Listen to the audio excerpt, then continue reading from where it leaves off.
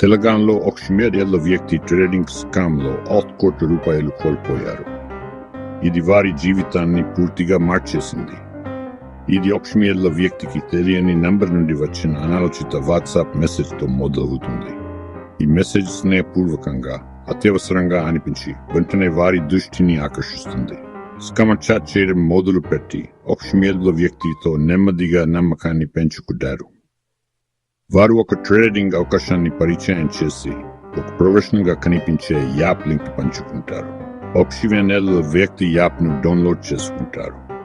Interface వారి portfolio balance వేగంగా పెరుగుతున్నట్లు చూపిస్తుంది. భారీ లాభాలు వస్తున్నట్లు అనిపిస్తుంది. ఉత్సాహంగా ఒక షిమేరియల్ల వ్యక్తి తమ డబ్బును విత్డ్రా చేసుకోవడానికి ప్రయత్నిస్తారు. అకస్మాత్తుగా స్క్రీన్ ఎరుపు రంగులో మెరుస్తుంది. లావాదేవీ నిరాకరించబడింది. స్కామర్ ఒక కొత్త మెసేజ్ పంపి ఒక షిమేరియల్ల వ్యక్తికి డబ్బు విడుదల చేయడానికి ముందు క్యాపిటల్ గెయిన్స్ చెక్స్ లేదా అదనపు రుసుములు చెల్లించమని డిమాండ్ చేస్తారు. షాక్ అయి గందరగోళానికి గురైన ఒక షిమేరియల్ల వ్యక్తి తాము మోసపోయామని గ్రహిస్తారు. డబ్బు పోయింది మరియు స్కామర్ అదృశ్యమవుతారు. ఈ రెడ్ ఫ్లాగ్ల పట్ల జాగ్రత్తగా ఉండండి. అనాలోచిత మెసేజ్లు, నకిలీ యాప్లు మరియు మీ సొంత డబ్బును విత్డ్రా చేసుకోవడానికి అదనపు చెల్లింపుల డిమాండ్లు.